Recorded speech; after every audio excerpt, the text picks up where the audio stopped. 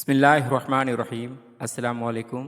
Spirit of Islam channel میں ایک بار پھر خوش آمدید۔ عزیز طلبہ، سندھ بورڈ کی 11ویں جماعت کی اسلامیات کے لیکچرز کے سلسلے میں گزشتہ لیکچر میں ہم نے 11ویں جماعت کی اسلامیات کے سبق نمبر 1 قرآن مجید کا تعارف تفصیل سے ایکسپلین کیا تھا۔ آج ہم اس سلسلے میں اس سبق کے تفصیلی سوالات کے جوابات، مختصر سوالات کے جوابات اور کثیر الانتخابی سوالات کو سمجھیں گے۔ اگر آپ نے پچھلا لیکچر نہیں دیکھا تو کمنٹ سیکشن میں اس کا لنک موجود ہے، وہاں سے دیکھ لیجئے تاکہ آپ کو اس کے سوالات اور جوابات سمجھنے میں آسانی ہو۔ اس سے پہلے کہ سبق کا آغاز کریں، اگر آپ نے اب تک ہمارا channel spirit of Islam subscribe نہیں کیا تو چینل کو سبسکرائب کر لیجئے اور ساتھ لگے بیل آئیکن کو بھی دبا لیجئے تاکہ آپ کو آئندہ بھی اس طرح کی ویڈیوز کا نوٹیفیکیشن ملتا رہے۔ کتاب میں موجود تفصیلی سوالات و جوابات میں پہلا سوال ہے، قرآن مجید کی تعلیمات اور اس کے اثرات بتائیں۔ اس طرح سے اسکرین پر آپ کو نظر آ رہا ہے۔ اس کا جواب میں نے تفصیل سے لکھ دیا ہے، اسے پڑھ لیتے ہیں۔ قرآن مجید مسلمانوں کی مقدس کتاب ہے جسے اللہ تعالیٰ نے اپنے آخری رسول حضرت محمد صلی اللہ علیہ وآلہ وسلم پر وحی کے ذریعے نازل فرمایا۔ قرآن مجید میں اللہ تعالیٰ کی ذات، اس کی صفات، اس کی قدرت، اس کے احکام، اس کی تعلیمات اور اس کی بشارتیں بیان کی گئی ہیں۔ قرآن مجید کی تعلیمات کو درج ذیل عنوانات میں تقسیم کیا جاتا ہے۔ آگے ہم نے پوائنٹ ٹو پوائنٹ اس کو لکھا ہے۔ اگر آپ ان تمام چیزوں کو تفصیل سے سمجھنا چاہیں تو گزشتہ ویڈیو میں ہم نے اس کی وضاحت کر دی ہے۔ نمبر 1، توحید۔ قرآن مجید کی بنیادی تعلیم توحید ہے، یعنی اللہ تعالیٰ کی وحدانیت اور اس کی بندگی، یعنی اللہ تعالیٰ کو ایک ماننا۔ قرآن مجید میں اللہ تعالیٰ کو احد اور صمد کے نام سے یاد کیا گیا ہے، یعنی وہ واحد ہے اور اس کا کوئی شریک نہیں۔ نمبر 2، رسالت۔ قرآن مجید میں اللہ تعالیٰ نے اپنے پیغمبروں کو انسانیت کی ہدایت کے لیے بھیجا ہے۔ قرآن مجید میں حضرت آدم، حضرت نوح، حضرت ابراہیم، حضرت موسیٰ، حضرت عیسیٰ علیہ السلام اور حضرت محمد صلی اللہ علیہ وآلہ وسلم سمیت متعدد پیغمبروں کی کہانیاں بیان کی گئی ہیں۔ تیسرے نمبر پر آخرت کے بارے میں بیان کیا گیا ہے۔ قرآن مجید میں آخرت کی زندگی کے بارے میں بھی بتایا گیا ہے۔ قرآن مجید میں انسان کو موت کے بعد قبر میں رہنے، قیامت کے دن اٹھنے، حساب کتاب ہونے، جنت اور جہنم میں جانے کا ذکر ہے۔ اس کے بعد چوتھے نمبر پر احکامات کے بارے میں بتایا گیا ہے۔ قرآن مجید میں انسانوں کے لیے مختلف احکامات اور قواعد و ضوابط بیان کیے گئے ہیں۔ ان احکامات میں عبادات، معاملات، اخلاقیات اور معاشرتی زندگی سے متعلق احکامات شامل ہیں۔ اس کے بعد 5ویں نمبر پر تعلیمات، یعنی قرآن مجید میں انسانوں کے لیے مختلف تعلیمات بھی بیان کی گئی ہیں۔ ان تعلیمات میں ایمان، اخلاق، عدل، مساوات، اخوت اور محبت پر زور دیا گیا ہے۔ قرآن مجید کی تعلیمات نے مسلمانوں کی زندگی پر گہرے اثرات مرتب کیے ہیں۔ ان اثرات کو درج ذیل اہم عنوانات میں بیان کیا جا سکتا ہے۔ نمبر 1، مذہبی طور پر، یعنی قرآن مجید نے مسلمانوں کے مذہبی عقائد اور اعمال کو ایک جامع اور منظم شکل دی ہے۔ قرآن مجید کی تعلیمات کے مطابق مسلمان توحید پر ایمان رکھتے ہیں، اللہ تعالیٰ کے پیغمبروں پر ایمان رکھتے ہیں، آخرت پر ایمان رکھتے ہیں اور اللہ تعالیٰ کے احکامات پر عمل کرتے ہیں۔ اس کے بعد اخلاقی طور پر، یعنی قرآن مجید نے مسلمانوں کے اخلاقی رویوں کو بہتر بنانے میں اہم کردار ادا کیا ہے۔ قرآن مجید میں عدل، مساوات، اخوت اور محبت پر زور دیا گیا ہے۔ قرآن مجید کی تعلیمات کے مطابق مسلمان ان اخلاقی اقدار پر عمل کرتے ہیں۔ اس کے بعد سماجی طور پر، یعنی قرآن مجید نے مسلمانوں کے سماجی نظام کو ایک مستحکم اور عادلانہ شکل دی ہے۔ قرآن مجید میں عدل، مساوات اور حقوق انسانی کے تحفظ پر زور دیا گیا ہے۔ قرآن مجید کی تعلیمات کے مطابق مسلمان ایک دوسرے کے ساتھ احترام اور محبت کے ساتھ پیش آتے ہیں۔ اس کے بعد ہے ثقافتی طور پر، یعنی قرآن مجید نے مسلمانوں کی ثقافت کو بھی متاثر کیا ہے۔ قرآن مجید کی تعلیمات کے مطابق مسلمان علم اور تعلیم کو اہمیت دیتے ہیں، فنون لطیفہ کو فروغ دیتے ہیں اور ایک دوسرے کے ساتھ امن اور ہم آہنگی کے ساتھ رہتے ہیں۔ قرآن مجید ایک ایسی کتاب ہے جو ہر دور کے انسانوں کے لیے رہنمائی اور ہدایت کا ذریعہ ہے۔ قرآن مجید کی تعلیمات پر عمل کر کے انسان اپنی زندگی کو بہتر بنا سکتا ہے۔ عزیز طلبہ، اس کے بعد کتاب میں موجود تفصیلی سوالات کے جوابات میں سے سوال نمبر 2، قرآن مجید کے معجزات کی جدید سائنس کی روشنی میں وضاحت کریں؟ اس کا جواب ہے قرآن مجید کو ایک معجزاتی کتاب سمجھا جاتا ہے کیونکہ اس میں ایسی معلومات بیان کی گئی ہیں جو انسانوں کے لیے غیر معمولی تھیں۔ جدید سائنس نے ان معلومات کی تصدیق کی ہے جس سے قرآن مجید کی صحت اور درستی پر مزید روشنی پڑتی ہے۔ قرآن مجید کے معجزات کی جدید سائنس کی روشنی میں وضاحت درج ذیل ہے۔ پوائنٹ نمبر 1، زمین کی پیدائش۔ قرآن مجید میں زمین کی پیدائش کا ذکر کیا گیا ہے کہ وہ پانی سے بنی ہے۔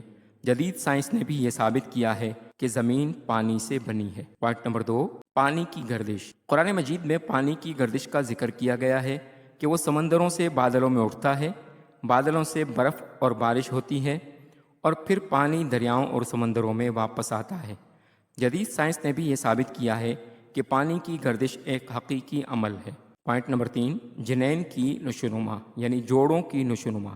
قرآن مجید میں جنین کی نشوونما کا ذکر کیا گیا ہے کہ وہ ایک قطرے سے شروع ہوتی ہے، پھر ایک لوتھڑے میں تبدیل ہو جاتی ہے، پھر ایک پتلی ہڈی میں تبدیل ہو جاتی ہے اور پھر اللہ تعالیٰ اسے جس شکل میں چاہتا ہے اس شکل میں پیدا کر دیتا ہے۔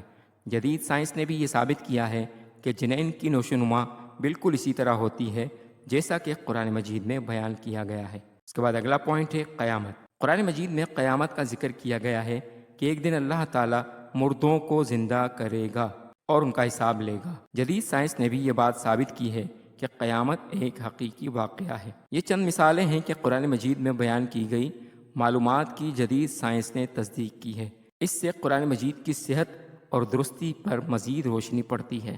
قرآن مجید کے معجزات کی جدید سائنس کی روشنی میں وضاحت کرنے سے یہ بھی ثابت ہوتا ہے کہ قرآن مجید ایک ایسی کتاب ہے جو ہر دور کے انسانوں کے لیے رہنمائی اور ہدایت کا ذریعہ ہے۔ اسی طرح سے تفصیلی سوالات کے جوابات میں سوال نمبر 3، قرآن مجید کے معجزات کے متعلق آپ مزید کیا جانتے ہیں؟ اس سوال کے جواب میں سائنسی معجزات اسی طرح سے لکھے جائیں گے جس طرح سے پہلے لکھے گئے ہیں، مزید تھوڑا سا اس میں اضافہ کیا جائے گا۔ قرآن مجید کے معجزات کی جدید سائنس کی روشنی میں وضاحت درج ذیل ہے۔ پوائنٹ نمبر 1، زمین کی پیدائش۔ قرآن مجید میں زمین کی پیدائش کا ذکر کیا گیا ہے کہ وہ پانی سے بنی ہے۔ جدید سائنس نے بھی یہ ثابت کیا ہے کہ زمین پانی سے بنی ہے۔ پوائنٹ نمبر 2، پانی کی گردش۔ قرآن مجید میں پانی کی گردش کا ذکر کیا گیا ہے کہ وہ سمندروں سے بادلوں میں اٹھتا ہے، بادلوں سے برف اور بارش ہوتی ہے اور پھر پانی دریاؤں اور سمندروں میں واپس آتا ہے۔ جدید سائنس نے بھی یہ ثابت کیا ہے کہ پانی کی گردش ایک حقیقی عمل ہے۔ پوائنٹ نمبر 3، جنین کی نشوونما یعنی جوڑوں کی نشوونما۔ قرآن مجید میں جنین کی نشوونما کا ذکر کیا گیا ہے کہ وہ ایک قطرے سے شروع ہوتی ہے، پھر ایک لوتھڑے میں تبدیل ہو جاتی ہے، پھر ایک پتلی ہڈی میں تبدیل ہو جاتی ہے اور پھر اللہ تعالیٰ اسے جس شکل میں چاہتا ہے اس شکل میں پیدا کر دیتا ہے۔ جدید سائنس نے بھی یہ ثابت کیا ہے کہ جنین کی نشوونما بالکل اسی طرح ہوتی ہے جیسا کہ قرآن مجید میں بیان کیا گیا ہے۔ اس کے بعد اگلا پوائنٹ ہے قیامت۔ قرآن مجید میں قیامت کا ذکر کیا گیا ہے کہ ایک دن اللہ تعالیٰ مردوں کو زندہ کرے گا اور ان کا حساب لے گا۔ جدید سائنس نے بھی یہ بات ثابت کی ہے کہ قیامت ایک حقیقی واقعہ ہے۔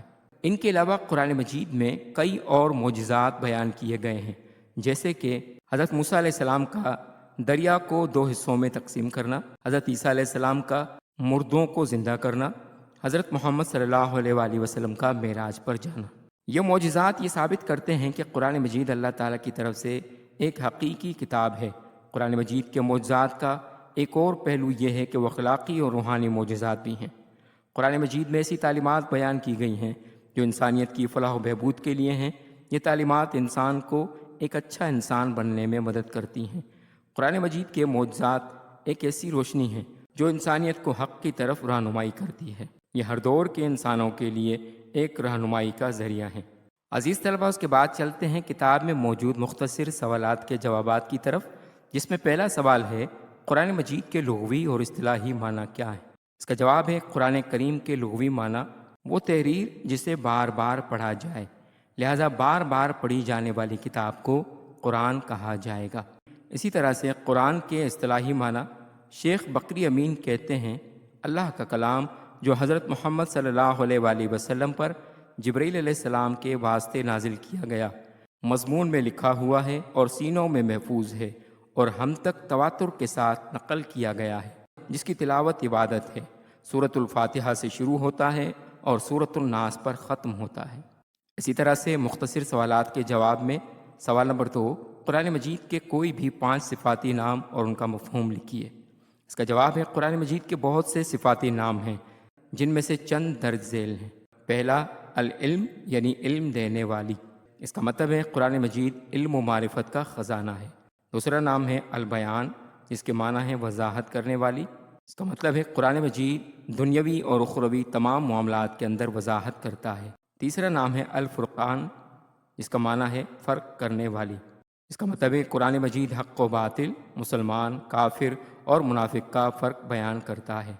اس کے بعد نام ہے الشفا، اس کے معنی ہے تندرستی، اس کا مطلب ہے قرآن مجید ساری جسمانی اور روحانی بیماریوں مثلا کفر، نفاق، جہالت اور حسد کے لیے شفا ہے۔ اس کے بعد اگلا نام ہے التنزیل، اس کے معنی ہے نازل کردہ، اس کا مطلب ہے قرآن مجید جبرائیل علیہ السلام کے ذریعے چونکہ مرحلہ وار نازل ہوا ہے۔ عزیز طلبہ، اس کے بعد کتاب میں موجود کثیر الانتخابی سوالات یعنی MCQs کی طرف چلتے ہیں۔ درست جواب کے سامنے ٹک کا نشان لگائیے۔ اس طرح سے اسکرین پر آپ کو نظر آ رہا ہے کہ درست جواب پر میں نے ٹک کا نشان لگا دیا ہے۔ پہلا جملہ ہے، لفظ قرآن کے معنی ہیں آپشن الف پڑھنا، آپشن بے لکھنا، آپشن جیم سننا، آپشن دال بولنا۔ اس کا درست جواب ہے آپشن الف پڑھنا۔ اس کے بعد دوسرا جملہ ہے، الفرقان کے معنی ہیں آپشن الف خاص کتاب، آپشن بے فرق کرنے والی کتاب، آپشن جیم وضاحت کرنے والی، آپشن دال نازل کردہ۔ اس کا درست جواب ہے آپشن بے فرق کرنے والی۔ عزیز طلبہ، امید ہے کہ آپ کو آج کا لیکچر پسند آیا ہوگا۔ اگر آپ کو لیکچر پسند آیا تو چینل کو سبسکرائب کر لیجئے اور بیل آئیکن کو بھی دبا لیجئے تاکہ آپ کو آئندہ بھی اس طرح کے مزید لیکچرز ملتے رہیں۔ ملتے ہیں اگلے لیکچر میں، تب تک والسلام علیکم ورحمۃ اللہ وبرکاتہ۔